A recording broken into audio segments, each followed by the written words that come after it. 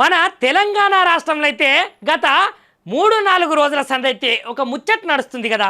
గదేనులా అప్పుడున్నటువంటి BRS party హయాంలోనైతే phone tapping జరిగింది అని కాంగ్రెస్ అయితే ప్రధానంగా చేస్తున్నటువంటి ఆరోపణ. మరి ఈ ఆరోపణల భాగంగానే ఇప్పుడున్నటువంటి కేటీఆర్ను హరీష్ రావును అయితే సిట్ అయితే విచారణ చేసింది కదా. ఇక విచారణ చేసినప్పటికీ మరి నిజానికి వాళ్ళు దోషులా లేకపోతే సాక్షులా అనేది అయితే ఇప్పటి వరకు తెలియదు.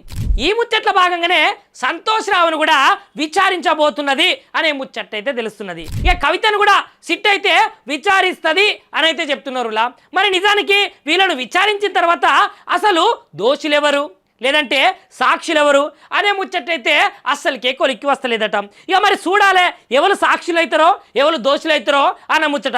మరి కాంగ్రెస్ పార్టీ చేసినటువంటి ప్రధానమైనటువంటి ఆరోపణ ఫోన్ ట్యాపింగ్ అయితే తప్పకుండా జరిగింది, వీళ్ళే చేసిర్రు అని అయితే వాళ్ళు చెప్తున్నారు. మరి ఎవరు దోషులు ఎవరు సాక్షులు అనే ముచ్చట మనం చూసుకుంటూ ఉండాల్సిందే.